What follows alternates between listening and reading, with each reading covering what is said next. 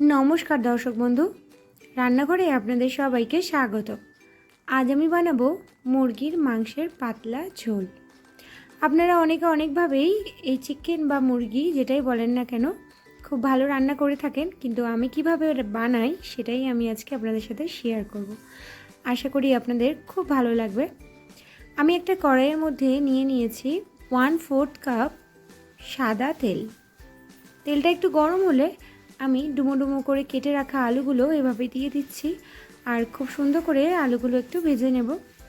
আমি আলুগুলোকে আগের থেকেই একটু সেদ্ধ করে নিয়েছিলাম যাতে এই ঝোলটা তাড়াতাড়ি হয়ে যায়।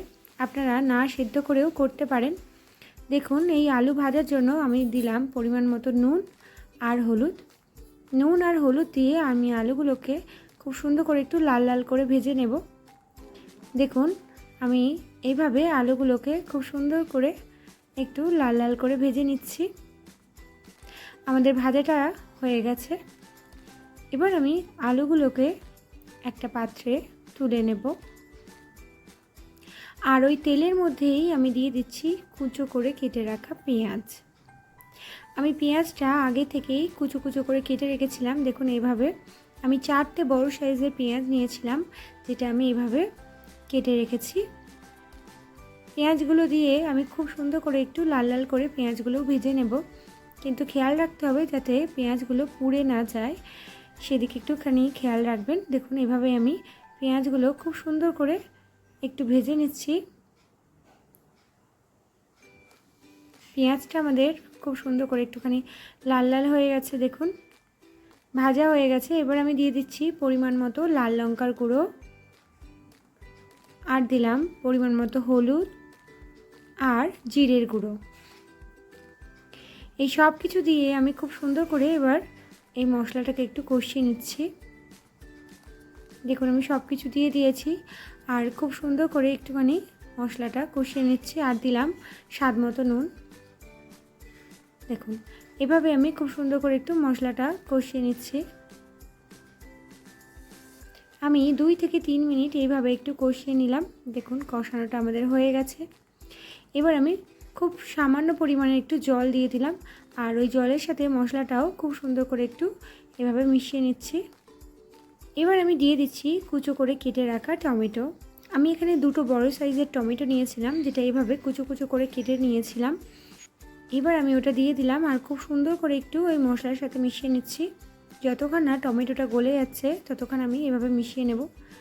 দেখুন, টমেটোটা আমাদের গলে গেছে। এবার আমি দিয়ে দিচ্ছি পরিষ্কার করে ধুয়ে রাখা চিকেন।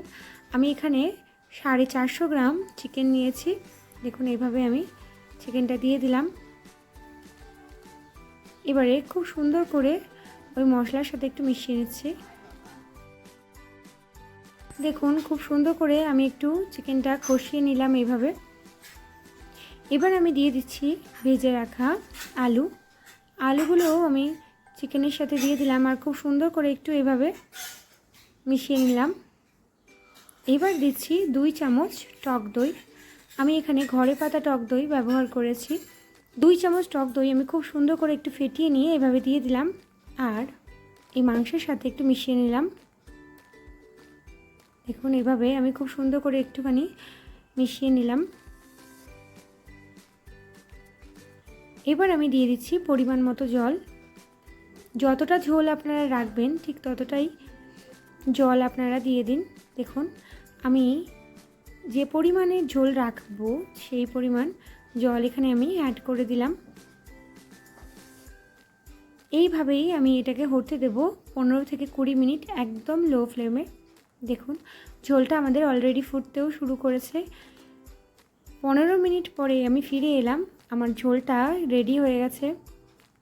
এবার আমি দিয়ে দিলাম 1 চামচ গরম মশলার গুঁড়ো, আর দিলাম 4টে কাঁচা লঙ্কা, আর খুব সামান্য পরিমাণে একটু চিনি দিলাম। চিনি দিলে যে মিষ্টি হয়ে যায় সেটা একেবারেই নয়। চিনি দিলে নুন, মিষ্টি, ঝাল সব কিছুরই খুব সুন্দর একটা ব্যালেন্স হয়। আপনারা অবশ্যই একবার এভাবে ট্রাই করবেন। আমাদের মুরগির মাংসের পাতলা ঝোল একেবারে রেডি হয়ে গেছে গরম গরম ভাতে সার্ভ করার জন্য। আশা করি এই রেসিপিটি আপনাদের খুবই ভালো লাগবে।